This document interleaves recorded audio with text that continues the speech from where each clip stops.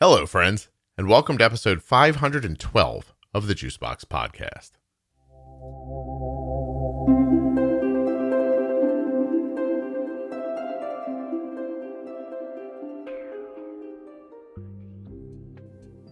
With the 251st pick in the 2021 MLB Draft, the Tampa Bay Rays have selected Patrick Wicklander. And Patrick's on the show today, just a week and a half after he was drafted. He's pretty excited, and he's going to talk to you today about what it's like to have type 1, some of the family history he has around type 1, playing in school. We'll go through his diagnosis story, talk about being drafted, and a lot more.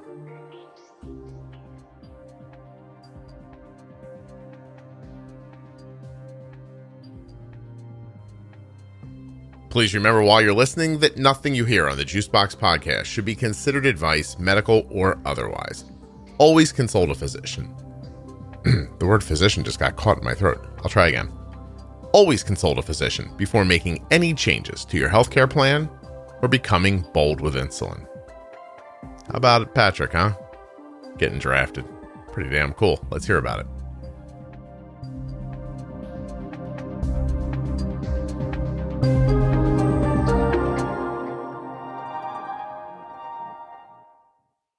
I'm not going to put any ads on this episode, but I am going to remind you about the advertisers. Here's why I'm doing that. The show is my job, and I'm able to treat it that way because of the advertisers. Just getting Patrick on the show in a timely fashion after he was drafted, before he goes to sign his contract, and all the stuff that has to happen. A lot goes into that. A lot of scheduling and trying and doing things at odd times. And because this podcast is ad-supported, I can make the time for that. I can be available for those things. So I'm squeezing in an extra episode here this week. So I don't really have any ads for it, but it wouldn't exist without the support of Dexcom, Omnipod, Contour Next One blood glucose meter, Gvoke HypoPen, Touched by Type 1, the relationship I have with the T1D exchange. Every time you guys sign up for the exchange, I get some compensation. That's not really an ad thing. They don't buy ads, but there's that. Even all of you who bought me a cup of coffee, you make it possible for me to be available to do this stuff. And so I appreciate you. The advertisers appreciate you. And that's why we've got a conversation today with Patrick. So that's it. There's links in the show notes and links at juiceboxpodcast.com to all of the advertisers. If you need one of those things, or you're interested in one of those things that I mentioned, just using my link is a lot of support for the show. I'm Patrick Wicklander, born and raised in San Jose, California. Just finished my junior season at University of Arkansas. A left-handed pitcher, and drafted 8th round, 251st pick overall by the Tampa Bay Rays. Is that like the best thing you've ever said out loud? Honestly, yeah. Yeah. I imagine. I think our conversation is going to go differently than it goes with a lot of people. So the first thing I'm interested in knowing is, how old were you when you started playing baseball? 4 or 5. Right? 4 or 5. Somewhere in that age. Right. I remember my son was born in February, and my wife started bothering me the spring that he was 3 years old. She's like, he's got to play baseball. Like, cause we bought this house, right? And we had to clean up the outside. There's a lot of work to do. And he was, 2-3 years old. We bought him this little plastic tee and a plastic bat and some balls, and we stuck it in the backyard. Like, the backyard was like a bomb went off in it. So we were like, here's a safe space. And my wife and I are picking sticks up, and we're cleaning things up and trying to get it looking like a yard. And we just noticed, like, 3-year-old Cole is just taking the same exact swing over and over again, and the ball is just going, like, this little plastic ball is going like 45 feet into the same spot over and over again. And my wife's like, he might be good at this.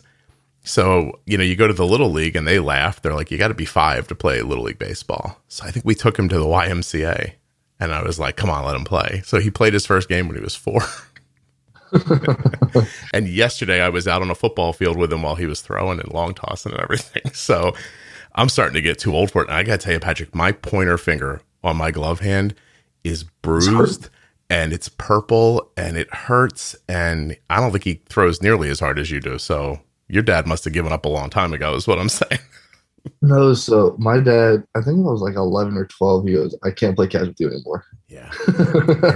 I was like, I remember, wow. I remember the day I knew I shouldn't do it. And I'm still, because we don't live in a baseball mecca, like there's no one for him to do it with. Like he's trying to do a thing that other people aren't trying to do, and you can't find people to. So I'm out there. So Patrick, I will tell you a secret. I know I've never said on this podcast before. When I have a catch with Cole, I've learned, because my eyes have changed over time. That's the biggest problem, right? Your hand eye is not bad. It's that your vision goes, so the ball sort of disappears on its path a couple of times. Like you see it, then you don't see it, then it's back again. Yeah. And it's way closer the next time you see it. So I don't let anything extraneous bother me. I stare in his eyes the entire time we're having a catch. And I think in my head, every time I see his arm move, I swear to God, I think to myself in my head, I go, catch the ball, catch the ball, catch the ball. It's okay. That's me with one of our freshmen last year. So we have a freshman. He's been up to 99.6. So I'm not going to give him credit for 100 yet. Yeah. Like a true freshman, 18, 19 years old. I'm playing catch with him, and I'm always online at Ball Walker. And so, like, behind me, I have all these fans. I'm like, I can't miss a ball, or a kid is going to the hospital. It's exactly how I feel. I think if I eat this ball, first of all, he'll never do this with me again. And I don't know who else he's got to do it with. And I am never going to live it down. And plus it looks like it's really going to hurt. So I just think to myself, like, do not for anything. Like if the world blows up right now, catch the ball first is how it feels. So tell people a little bit, like, what is your memory of playing baseball as a child? Do you have any, or how does it feel to you when you look back on it? Gosh, I played so much baseball. Like I look back on it, I have played so much baseball. Best memory I would say was my freshman year going to the World Series. Okay. In 2019, I mean, it was just like the atmosphere, all the like festivities, stuff like that, just playing in front of that big of a crowd. Yeah. Like, don't get me wrong, you and your listeners probably seen what our regional looked like when Charlie Welch hit that walk, like that go ahead 2-run jack against Nebraska. That place was wild. Right. But playing in front of a packed TD Ameritrade in Omaha, Nebraska, there's no better feeling. Yeah. It's interesting what happens to the crowd once people start collecting. So this is not nearly a similar story, but my son was playing for like some district title when he was a little kid, and something like 500 people showed up to this little field and they had it surrounded. And I think he was in left that day, and the ball went in the corner. And he said he was heading into the corner and there were grown men yelling at him, "Don't worry, he's not going. Don't throw it. Don't drop the ball." Like, he's like, I was like 12 years old and they were screaming in my face, like, let it go, let it go. He said he picked the ball up, he made his throw, and he's walking back to his position. He's like, wow, these people are really excited to be here. And he said he thought more excited than I am, I think. But something about when everybody gets together and then something happens and then something on that level is just crazy, you know? The first time I experienced like a huge crowd like that, it was my senior year. We're playing for our sectional, I would say, because California doesn't have state for some reason.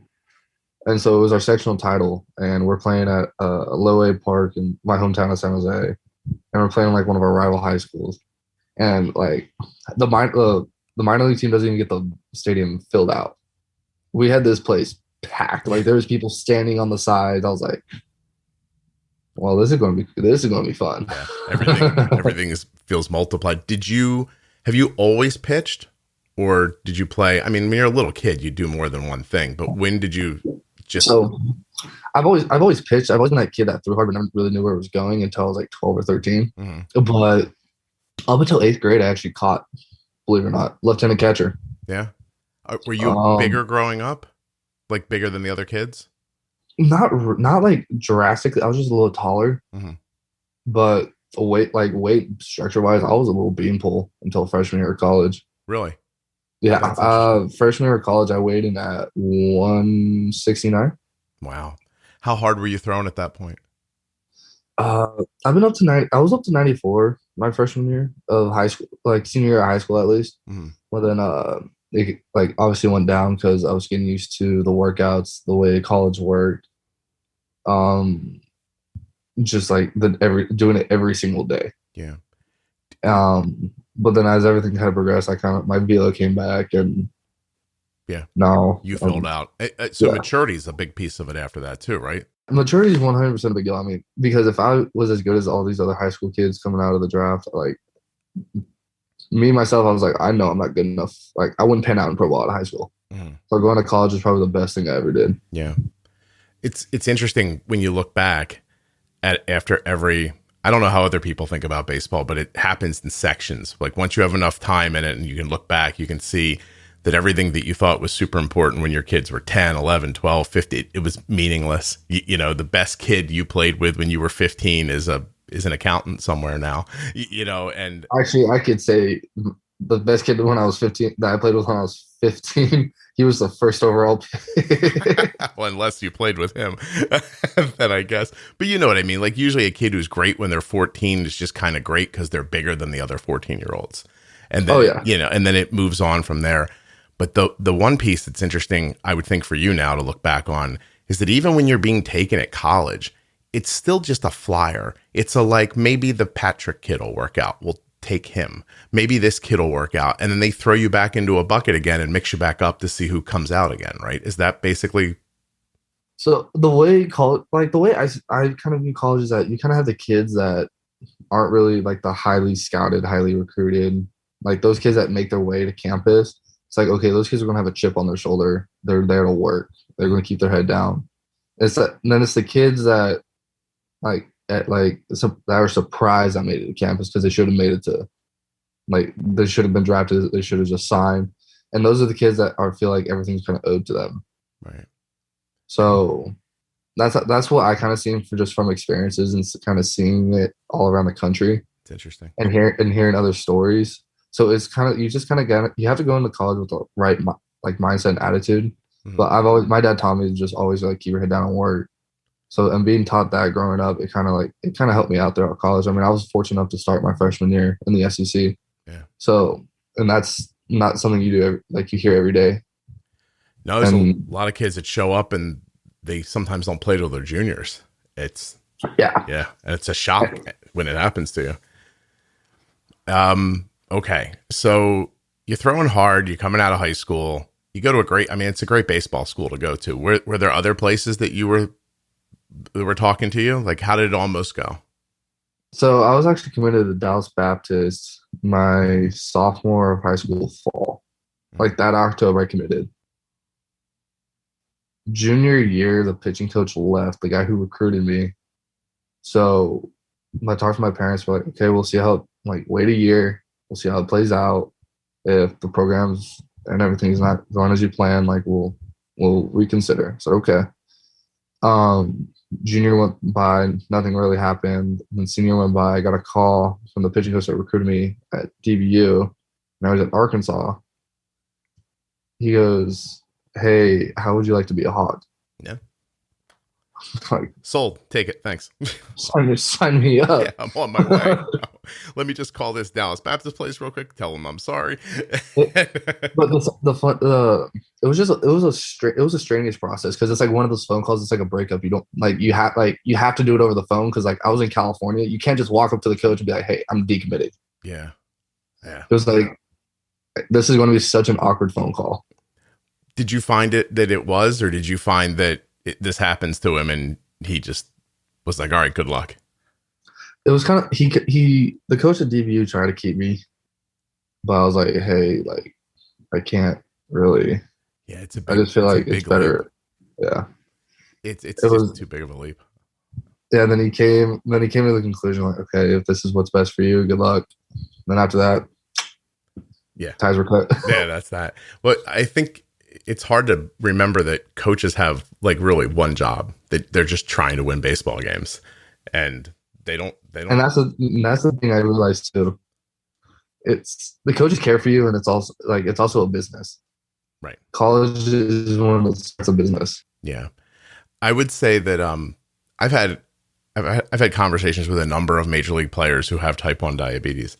And one of them told me something privately that has stuck with me forever. And I don't remember the exact words, but the gist of the message was, I am a tool that they paid for.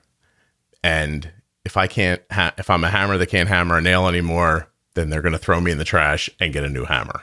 And the person was not like, wasn't a sad statement. It was just like, this is how this works. You know, there's not.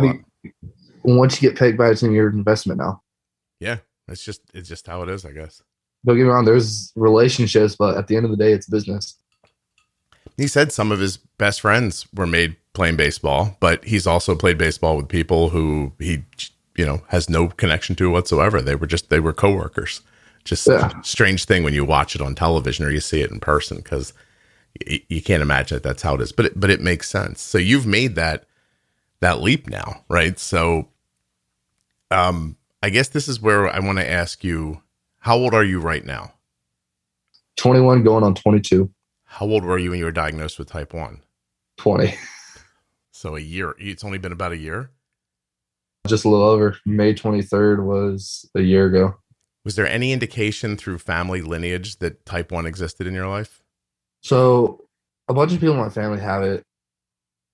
The thing is that, like, all the symptoms like blurry vision, constant urination, constant fatigue and all that. Yeah. Like, it usually kind of catches up to you over months.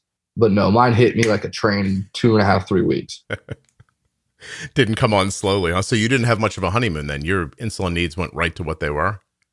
No, so that was like right before diagnosis. Oh, okay. But I'm actually very low basal rate. Like, I use 0.8. How much do you weigh? Like 0.8 of a unit. I am 205 to 200 pounds. Okay. How tall are you? 6'2". 6'2". Okay. So that's, I'm going to guess, is your activity. Like, you work out every day. 100%. Yeah. And basal rate's really low. I mean, there's times where I'll eat and I have, a lot of times I don't have to use like more than 2 units of insulin. For a meal? Yeah. Yeah. Because like my diet's not really carb heavy to begin with. Right. And the thing is, I just don't snack on sugar either. Yeah, that makes it a lot easier. So a lot of people in your family, like aunts, uncles, grandparents, like that kind of deal? My uncle, both biological grandfathers, one of my biological grandmothers. Oh, wow. You were so. And my mom just got diagnosed with type 2. So it's like, you were definitely getting diabetes. So it's almost like a family gift they were passing down. But did you ever think about it? Like, when you were growing up, did you ever think, or just it hit you out of nowhere? It literally hit me out of nowhere. I just thought I knew diabetes is hereditary. I mean, I've lived with my uncle for a little bit too. Like, let me rephrase that. He lived with us because, like, just the way the economy was in San Jose. Yeah. So, like, I got to see the highs and lows of it. And I knew it's hereditary, but I was like, I don't think I'll get it. Yeah. I mean, I'm doing everything a doctor tells you to do to not get it. Yeah, you're about as, listen, my son, I think in his best day ever, hit about 91.5. Okay. And he's 20, he's your age. So he's smaller than you probably by about 10 or 15 pounds and a couple of inches.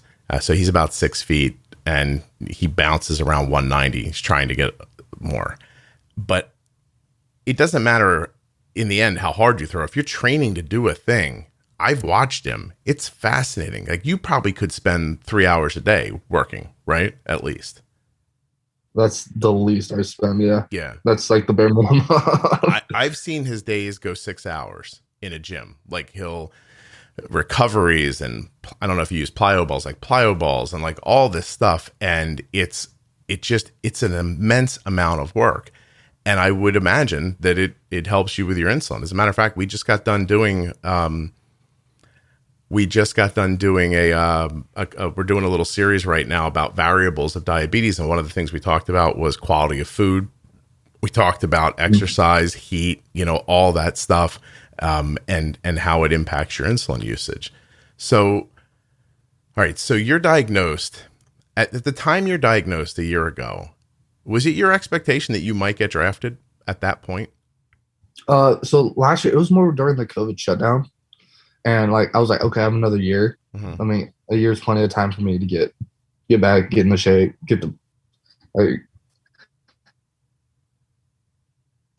COVID got me. To be quite honest with you, that's how bad it was. I was like, taking a shower was fatiguing. Oh, you cut out for a second. Did you cut out when you were telling me you got COVID? Oh no. Oh, so okay. I was like, wait, what happened? No, so when I was diagnosed, it was like right in the midst of the COVID shutdown. Okay. It was 2 months into it, and like I lost anywhere between 25 and 40 pounds in 2.5, 3 weeks. Wow. And I didn't realize what it was. So I'm like, so I go to urgent care and I'm like, please tell me I got COVID. That's going through my head. Like, I just hope I have COVID at this point. Right.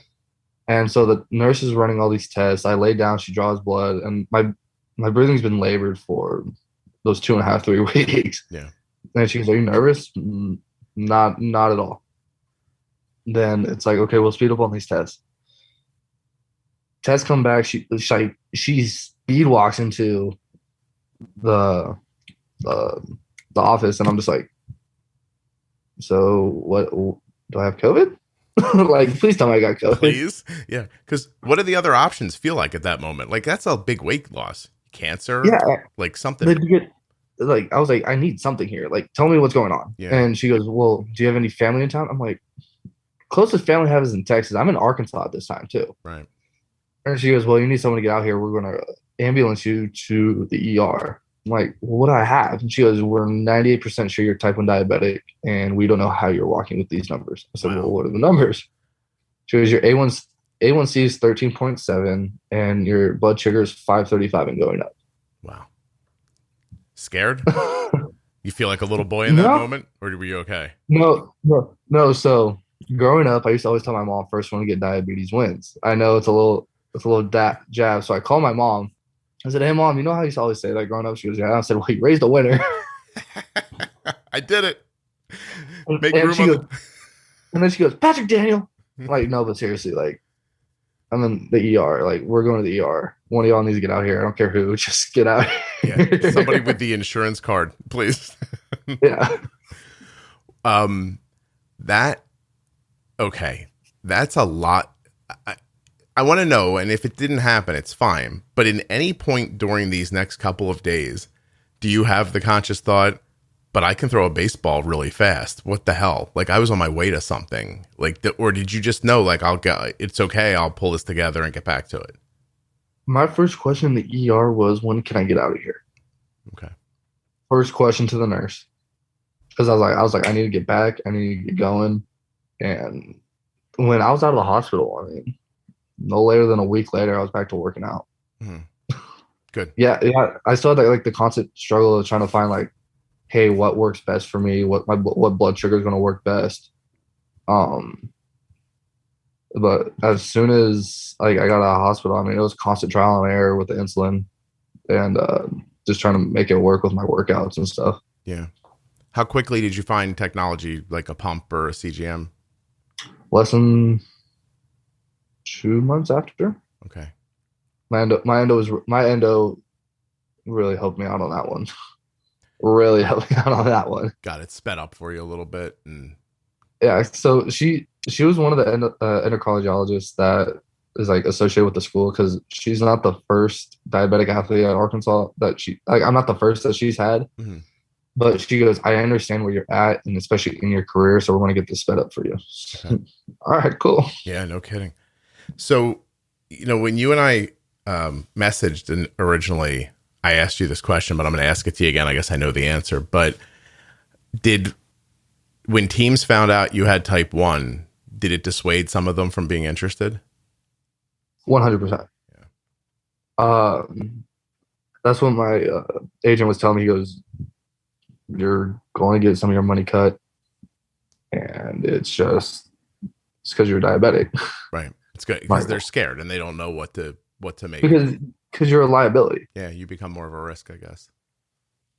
I mean, prime example is Garrett Mitchell in last year's 5-round draft. Like, he went 28th overall. He was a type 1 diabetic. He was a I believe he was a top five player in the nation. Yeah.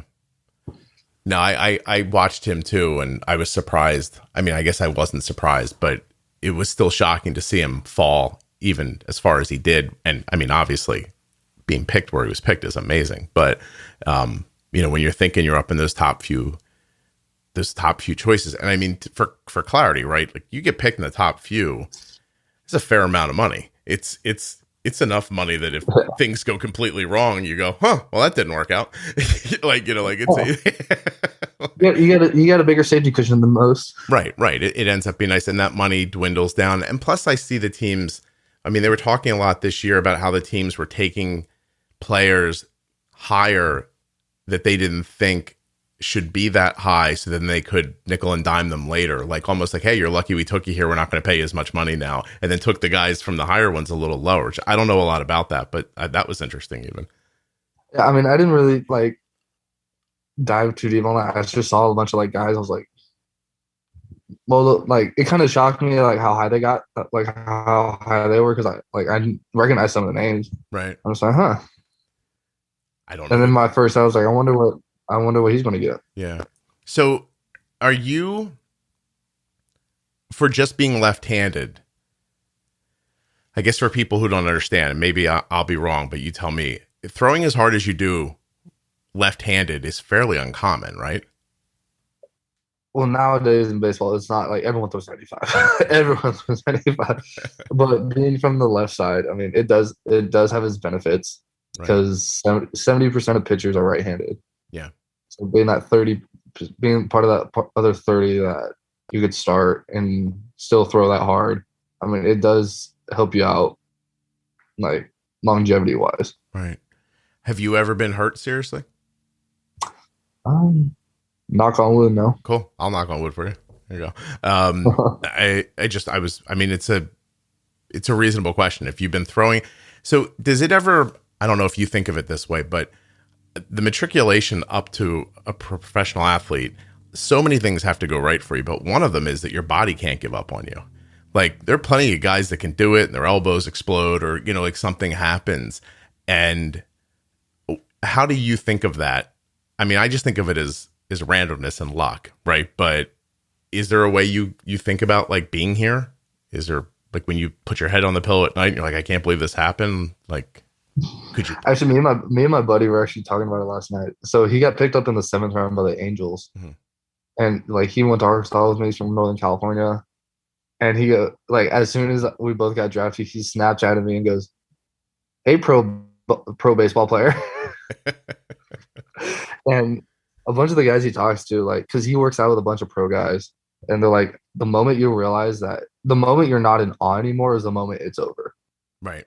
The excitement goes away. I'm like he said that. I was like, well, what do you mean? He goes, you got to be a kid in the candy store the entire time. Like, that's the passion you got to have for it. And I was telling my girlfriend last night too, and I was like, I'm a professional baseball player. I'm going to want something better for my birthday this year. That's all I'm saying. Well, I got to watch.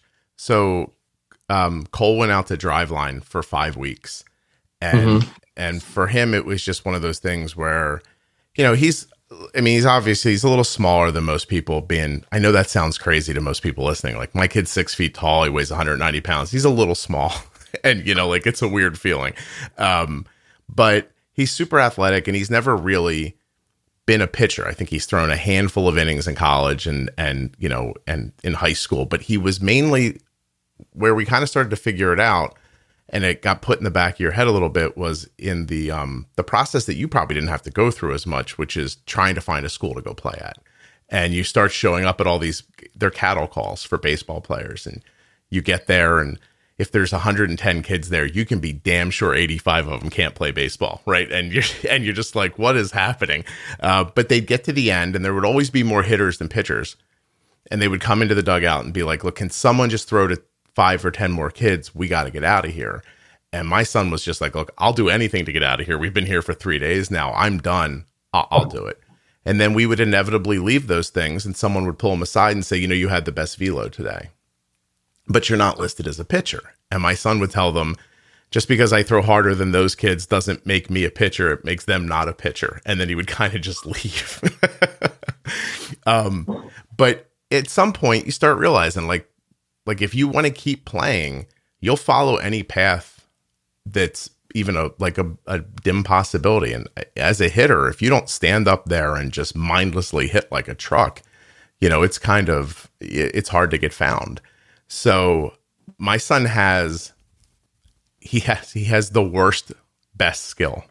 He is a pro level outfielder. Like you drop him in center field in any game you've ever been in or any game you will play in, and you would think that person belongs there. Arm, range, like he's legit, right? Just drop him in center and leave him there. I've seen him throw. I saw Cole throw a kid out at third base without bouncing the ball from right center from the warning track. A kid trying to tag going second to third. And he caught the ball going over his shoulder, turned, planted his foot in the ground, and put the ball in the third baseman's glove. And like that's his arm, right? So he heads out to do this thing. And the reason I brought it up is because I went out with him for the first couple of days because it was across the country and we didn't know where we were sending him. And I was like, I'll go help you get set up and then I'll come home, So I went in one day and there were guys that walked in there with their heads down and they looked like old men going to work. And then they would kind of mindlessly go through these exercises and then they'd put their head down and walk out again. And it made me think what your buddy was telling you about kind of keeping a childlike joy about it, because those guys clearly did not have that anymore. And I hope that's something you can hold on to, because there's nothing better if you can do this, I mean, this is something I wanted to do ever since I could pick up a baseball. Yeah. I remember my son telling me when he was 8 years old, before I think he knew what college was, he said, I'm going to play baseball in college. And I was like, okay. And at that time, I wouldn't tell you he was even the 10th best baseball player on his baseball team. He's one of the smaller kids. And I think for people who love playing, it's magical. And I get sad when you see it. It's cool to watch people ascend so high, but it's weird to watch them when it turns into a job. That part. It's just mindless work, and it's just one of those things. It's like, do you want to keep doing this, or what's the whole deal here? Yeah, what's the plan? So, what's next? Do they put you on a team and you go play? Did they give you workouts? How does it work after you're drafted?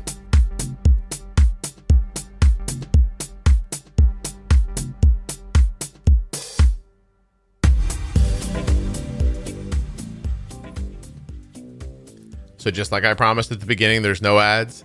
I'm just reminding you again that the show is sponsored by Dexcom, makers of the G6 continuous glucose monitor, by the Contour Next One blood glucose meter, the Omnipod tubeless insulin pump, Gvoke Glucagon, touched by type 1, and the T1D exchange. If you have any interest in any of those things, using my links is a big help and a big deal.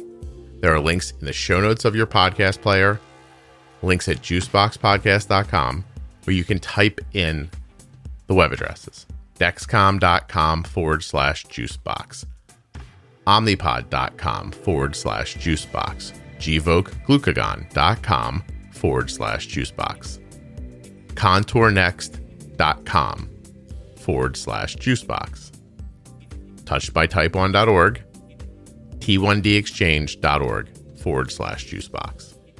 That's all I got for you. It's how does it work after you're drafted? So I'm still working out. I haven't been home since Christmas. So actually later today, after I'm done with this, I'll be driving to Albuquerque to stay the night. And then tomorrow, I'll drive from Albuquerque back home. Okay. I'm there for the week. Then I fly out to Tampa on Saturday. And then I'll be getting all acclimated to pro ball and all that. Okay. And then do they put you, because I was talking to a scout last summer during COVID. who I only got to talk to because my kid made some crazy catch and throw, and this man with a clipboard comes running across the field. Whose son is that? And I was like, finally. And of course, it never goes anywhere. But you're talking. I said, what are you doing with guys you're taking right now? And they said, we're giving them workout plans to do at home. And that's all they had at that point. They're like, here, do this. So that kind of brings up something that I wanted to ask you about. So I don't imagine you listen to the podcast too much, but there's this CDE that comes on. Her name is Jenny, and she's had type 1 for over 30 years. And we talk about kind of nuts and bolts ideas about management that we talk about in the podcast. And she was telling me, I hope she doesn't mind, she was telling me a private story the other day where at one point in the past, she was brought on to a major league team to help a guy with type 1. And the first thing that she realized when she got there, she told me, was that she was astounded by how poorly they ate. Like the players, like the food that was like, and so I wonder, like, have you given thought to the fact that maybe you're going to have to be in charge of that for yourself? I've always been pretty good on how I eat. Like, I'm like, if it's the only thing there, I'll eat it, but I don't mind spending a few extra dollars on something a little better. Like at the airport, I won't go to like some of the fast food places in there unless I have to. Yeah. But like if not, I'll go to like those little sandwich kiosks. I'll spend $12 on a sandwich that's probably the size of my hand. It sounds a little crazy, but it's like for you. I rather eat this because one, it tastes a lot better right now. Yeah. And two, it's going to be better for me. Right. So you're gonna have to keep doing that because the team's not going to put out like quality stuff, and you're not going to be one of those guys who's got like a nutritionist and a chef walking around behind. Not yet. Yeah. Soon, Patrick. Soon. So do you have a timeline? I'm gonna be that. Wait, say that? You froze. Say that again? You froze. Yeah. I didn't hear what you said. You said you're not going to be, or you want to. I'm not going to be that guy with the chef walking around. It's like I'll bring my own food if I have to. I have no issue doing that. Good for you. Yeah, I just think you have to. Well, listen, maybe you'll find a different situation in Tampa, but you're going to have to look out for yourself. Like, is the message I got from her that if you were waiting for the team to put out a absolute, which is such a strange thing, right? Because guys are like, their bodies are the whole thing, but I guess it's expensive to put food out, and so it doesn't get done as well some places as others. But yeah, no, that's amazing. So you're going to have to take. So you're going to go. You really don't. Do you really even know what's about to happen to you? No, I mean, I just go to the field, do my physical. That's that. I sign at Tropicana, go back and get going. And get going. Start throwing a baseball again. Did you get a phone call from the team? How does it work when you're taken in a later round like that? But not. So I still got a phone call. It wasn't from the GM. It was from the Midwest Scout. So he's kind of in charge of like putting like my contract and getting everything situated. So he sent me. I got an email. It's like, hey, this is what's going to be required, like at the complex, dress code, what you need to bring, what we're providing, how everything's going to work. Yeah. So, all right, cool. And like the first question I asked him before like he sent that out, I was like, hey, how's the living going to work? He goes, at the complex, we'll put you up for like a hotel. And then like on the road, I'm not sure. Like for like minor league, like where I would start out, he goes, I'm not 100% sure if it's a condo or a hotel, but let me get back to you on that one. Like, all right. Because like that's the big thing. Like I just want to know like how to get everything set up, so I'm not walking into anything like blinded. You know, for a number of years in Trenton, New Jersey, the Yankees, like Aaron Judge played there for a while, and those guys lived with host families. Like, yeah, and I mean, because in San Jose, like we have the San Jose Giants, and they stay with host families. Yeah, I'm like, I would not mind staying with a host family at all. Yeah, at least they're kind and it's homey, and you know they might cook. But it's interesting because, so do you think a guy that goes one, who's or I don't know, in the top 10, who's probably just cashed a $6 million check sometime in the last week, like do you think he's staying with everybody else? 100%, because usually those guys that go that high are not one, just talented, but two, like good people. Okay. So just kind of seeing like, because a lot of them are like they're like this year it was a lot more pitchers in the top 10, I believe. Mm-hmm. But I think like two of them were teammates in college. Right. They knew So each other. it's like you're used to being around other people and like you know how to like live on the road.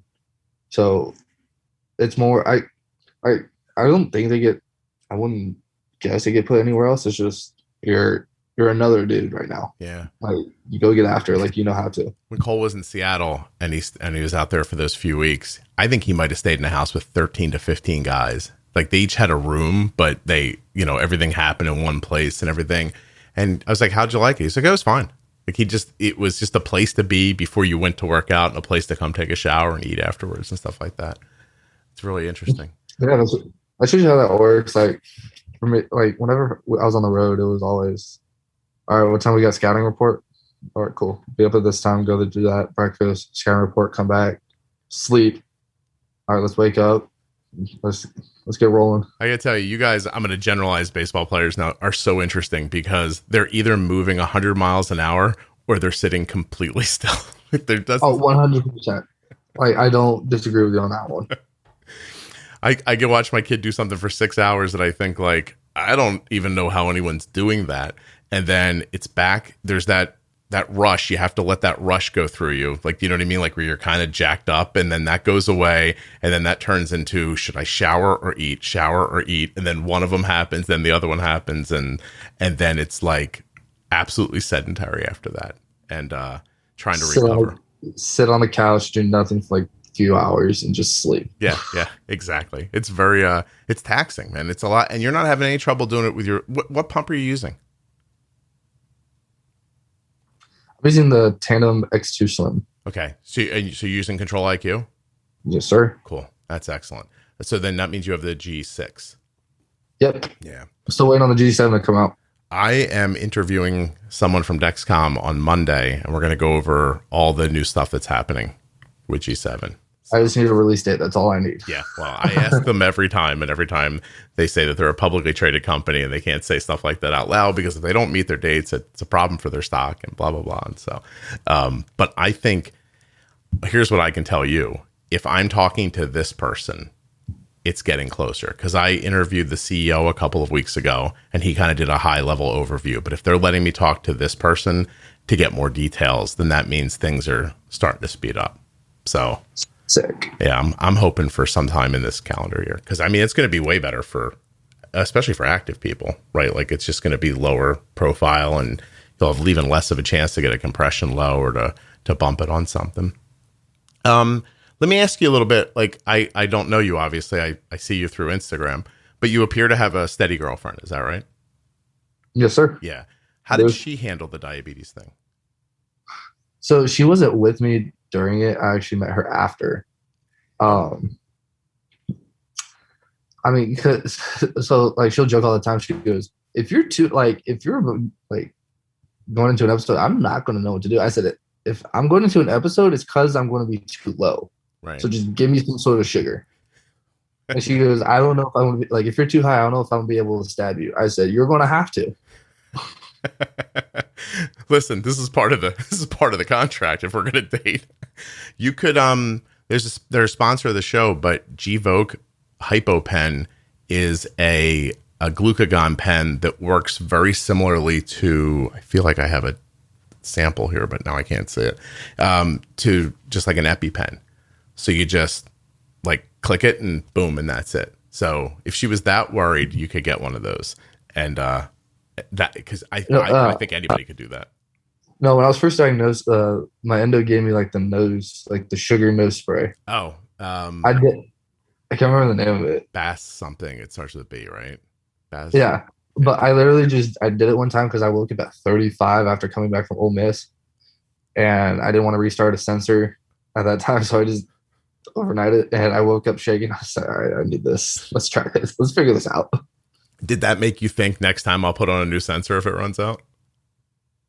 No, it's not just, it was a new sensor running out. I got in at midnight. I'm like, I'm not staying up till 2 a.m. to start this.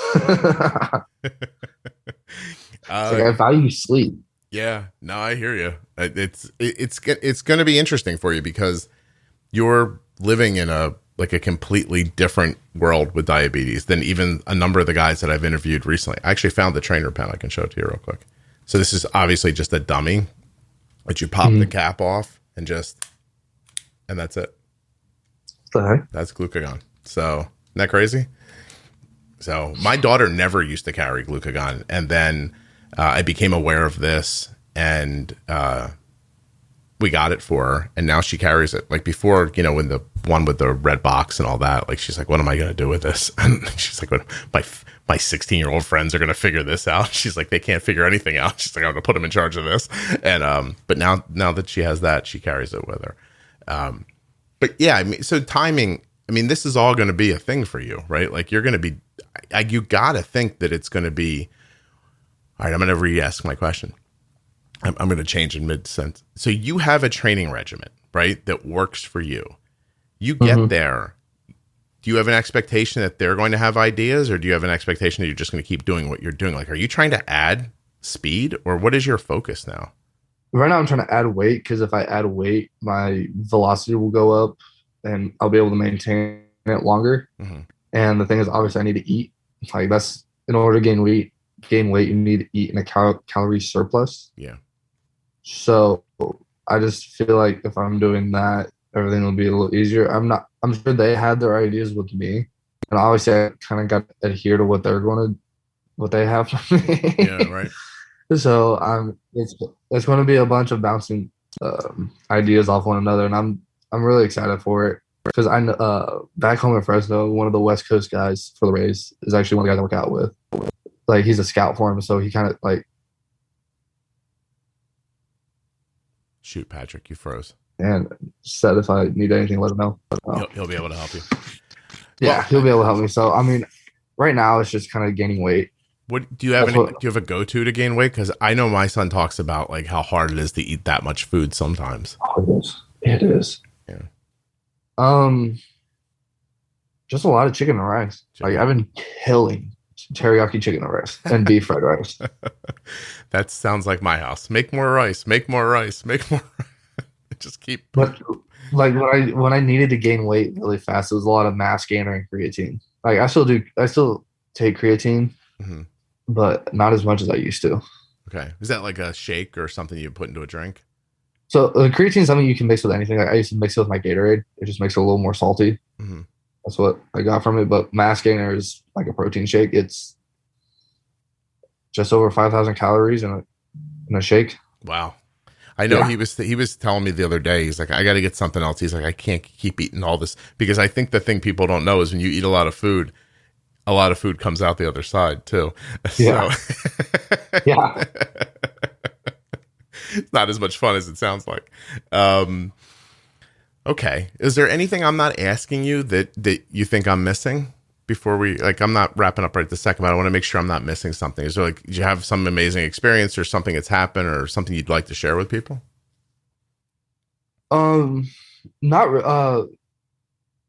It's just like the amount, like, I'm sure you've probably seen all of social media. Like, I don't know if you followed like Arkansas Twitter. Like I had 2 kids, like one kid write me a letter, like our like natural, like our, the news station did like a big deal about it. Like after the game, like I had a camera in my face with a bright light. I was like, this is bright. Yeah. Like just to meet the kid. Right. I mean, really great family, really like the kid was down to earth. Like you could tell he was nervous, but he was very well spoken for being how old he is. I don't think he's any older than 10. Wow. And another one, like I'm sure you saw, like I have type 1 too. Wicklander is my hero. I'm sure you saw that sign somewhere. Yeah. And so I asked one of our news reporters to see if she could like reach out because I was like, I don't even know where to start to reach out to find this kid. Right. To say hello. Well, and, I would say that the thing you're doing right now, talking to me, that you probably don't even realize, and I only know because I've spoken to so many people, is there's a calm matter of factness about you. It's a blue collar vibe, like just keep going, that kind of thing, that I think people will find comforting because this happens.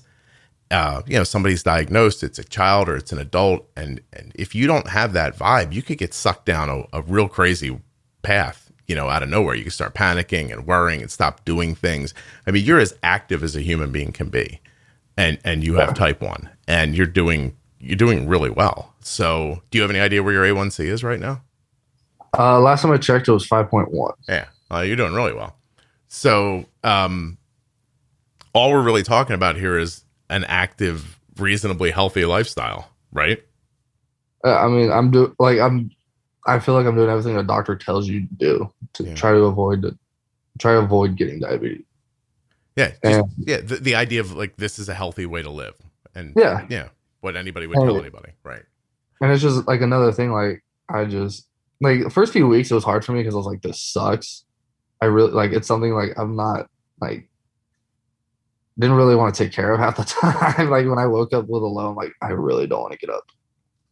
Yeah. Like my Dexcom would go off. I'm like, this is going to piss me off.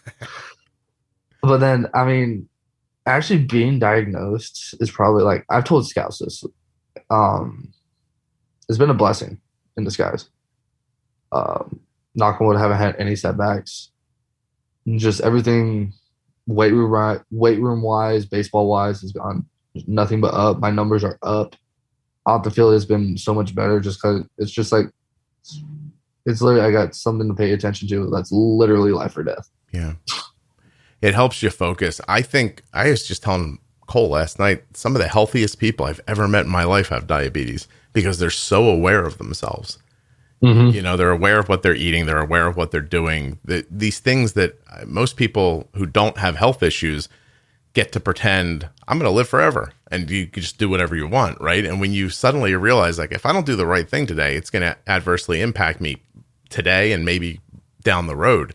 It can give you like a real clarity and make you feel like paying attention to your own health is important. And I imagine you're finding that the closer attention you pay to some of the things, the easier the day goes. And on top of that, it's because I'm very routine driven. I'm sure you've seen that with your son. Like baseball players are very routine driven. Yeah. Being able to like stick to a routine and keep it, it's not only made my life easier, it's made everything else I do easier. Mm-hmm. How are you making out with the heat? Like in the set, is it harder playing in a hot, like humid climate? So when I play, I don't shoot down. The adrenaline actually shoots me up. Okay. So during the game, I'll have like the control IQ going. It's like after each inning, I check it. I check my pump, and it's like, oh, you're at 98 with a downside error. I'm like, all right, cool. Let's chug some Gatorade, and it's usually the Gatorade that's mixed in, so it's really sugary. Yeah. I'm like, this is gonna be great. Sam Fold is the GM of the Phillies now, but he's been on a couple of times, and he had diabetes a long time ago. So he would say, if you see old tape of me and I'm in center field chewing gum, I thought I was getting low, and if I'm chewing seeds, I thought I was okay. Like it was just sort of like that easy, I think it's funny because you're gonna find as you blossom in this, people with diabetes are going to come to you and they're going to want to know your secret because they're going to think there's a secret. And I'm here to tell them that I've interviewed a lot of athletes and they don't have a secret that you don't have. Like they're just living their life too. I just keep going. Yeah. Just don't stop. Right. Oh my gosh. That's amazing. So, all right. Well, I can't thank you enough for doing this. This is really cool. I want to wish you a ton of luck. Tampa sounds like a nice place to live. So hopefully I'm looking forward to it. Yeah. Like it's gonna be fun to get going. If everything goes right for you, and I just mean like there's no setbacks and your progress happens where it happens, when do you think you'd be ready to pitch in a pro game? How many years do you think it takes? No more than like major leagues? Yeah. Like no more than 3. Okay. I just think that's surprising for people, like to know that, you know what I mean? Because football, you get drafted and they're like, listen, go home, pack your stuff up, get back out here and go try to sack somebody because it's a different pathway, Yeah. Same with basketball. And right. that's one thing a lot of people like, they're like, oh, like are you in the minors? Like, I'm like, yeah, I'll be in the minors. I gotta, like, if you watch major league pitchers, everything they do is very methodical. It's perfect sometimes. Yeah. Yeah. And I'm just like, I barely know what I'm going to eat for breakfast or dinner that night. You got things to figure out still. I'll tell you that I'm a proponent, because I've seen baseball from the side of somebody playing it, that when you're watching a baseball game and you're watching a pitcher and they're just sucking, that's still one of the best baseball pitchers in the whole world right there. Like that's something to keep in mind, that if you stood up there as a regular person and the worst Major League Baseball pitcher threw a pitch to you, you'd cry and it would be frightening and you would cry and go away. And you would probably swing the bat a full second and a half after the catcher caught the ball. Like it's crazy. What yeah, happens. like you see people like absolutely dogging on someone who's given up like 4 or 5 runs. I'm like, he's in the big leagues. Yeah, it's He's hard. doing something right. Yeah, those guys can hit too, by the way. It turns into a real, it's a game of perfection. Like I think of baseball, like progress is, I used to tell my son, I'm like, look, when he was really thinking about like, I want to play in college, and he was still small, like he recruited, like this will mean something to you. I think my son recruited at like 5'9", 150 pounds. Right. And he's 6 feet, 190 now. He just grew late. And so it wasn't okay, for what he was trying to accomplish. His skills were there. We'd go to these things. And I remember in Georgia, the scout from North Carolina came up to me and was like, hey, your kid's got a ton of skill. I wish he was bigger. And I was like, that doesn't make anybody happy to say. Don't say that, please. But like that was the vibe. And so when I'm trying to make him feel better about it, I said, look, man, the year you started playing Little League when you were 5, 4 million American boys started playing Little League baseball. And this year, 9,000 of them are going to go play in college. I was like, you just got to keep going. Like you just go wherever they'll take you, and maybe you'll grow and maybe you won't, and you'll find out, but you're up at the top now. There's very little left to hold on to, man. It's just you. And I mean, how many minor league baseball players, major league baseball players are there? There's 1,000 MLB players, like 1,000 guys on a major league roster each and every year. Right. That's that 4 million kids down to 1,000. Yeah. And they're all different ages. They're not even out of the same 4 million. Like the odds there get like, I'm not good at math, but once you're in this situation, the situation you're in right now is statistically improbable. Yeah. I'm not only competing against other guys in this country, I'm competing internationally. Yeah. Oh no. Are you kidding me? Like sometimes you watch baseball and you're like, there seems like there's an endless like supply of people who weren't born in America, didn't go to college in America, didn't play baseball in America. And you're like, you're competing with them. You're competing with other guys. I mean, that's why I think being in the minors from college, I think it's a big deal. It really is, because there are other countries where they would have like saw you at 15, taken you out of school and said, throw this baseball, and if your arm doesn't blow up, we're going to see if we can't get you a job one day. Like you still had to live a life and go to school and hang out at the mall and stuff like that. You know what I mean? Yeah, no, but like I totally get why the international people sign so early. Like I get it. I've seen it firsthand. It's just it's the way they live. Yeah. No, I understand it. And they love playing baseball too. Yeah. So that's why they play every second. Like they're the number one guy on the team. Like I love it. I love the flair. It's hilarious. No. It's good for baseball too, by the way. A couple of years ago when they tried to that like PR campaign about having fun, I thought that's a good idea, because it's not 1950, and I don't expect these guys to all walk around like, they're super serious and they hit the ball and then they just wander around. It's fun watching those guys have a good time while they're playing. It's good for the sport. But I will say this. I think that changing baseball for a market that wants the game to go faster is not a great idea. Like, I think baseball is great for people who love baseball. You shouldn't make it something else, because then I don't know that I would like it. That makes sense? Yeah. I see your view. It's just one of those things. It's like they're trying to grow the game. Yeah. But like you see, like before everything happened with Trevor, if you watched his vlogs, that's what got me through COVID. Just that excitement. Yeah, it's just like this is the inside life of a baseball player for the Reds. Right. And it was like one of those things. This is really cool to watch. Like his whole channel that he started, it was just like when I couldn't do it, I could watch it. Right. No, I just think sometimes baseball games take 4 hours, and too bad if you don't like it. And twice a year, the backup left fielder is going to be pitching in the 15th inning, and too bad if you don't like it. Like that's the game, you know. So. Like when position players pitch, is the best thing in the world, especially in Major League Baseball. It's so funny. A couple of years ago, Velasquez had to come in and play left field for the Phillies, and he made some crazy catch and then threw a guy out at home. And I was like, it's amazing. You know, that was probably the only thing I remember from that year. And that's the thing they want to get rid of. And I'm like, no, like there's something about it.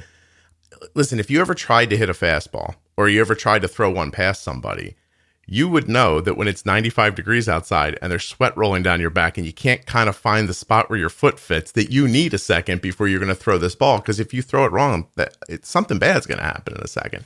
And guys got to be able to step out of the box and tighten their gloves again. And that might seem silly to you, but there's a way that bat feels in their hand, you know, and they need it to be like that before they swing. And I don't know, there's something about it I find kind of poetic, and I like it. So anyway, I hope it's that way. I hope you play forever, and I hope it's that way. I hope, moreover, that you might come back and do this again sometime, because it would be interesting to see how your experience grows. Yeah, I would love to. When you first messaged me, you go, yeah, like host of like one of the biggest diabetic podcasts. I'm like, so I had to go look at it. I was like, holy crap. Like just the amount of episodes, the amount of listens. I'm like, I was scrolling through Spotify. I'm like, wow. Yeah, there's a lot there. I know I said something like, because you have to try to imagine, if you're me, you're reaching out to a person you don't know. In most expectations I had that in a couple of weeks from then, you're going to get drafted. And I'm like, you know, can you come on my diabetes podcast? Which is it's a weird thing to say out loud. So I think I gave you some stats about the podcast, and I said, I know that's a weird flex. You don't hear a lot of people, you don't hear a lot of people going, may I tell you about the downloads on my diabetes podcast? But I just wanted you to know you wouldn't be wasting your time, that people would hear you, you know? No, like I appreciate it. And that's not a weird flex. Like, hey, I'd be typing that every message. See, I need to hang out with more guys like you. You're like, yeah, tell people. I would, if I was you, I would write how fast I threw on my forehead in a Sharpie. So as I approached people, they were aware of it.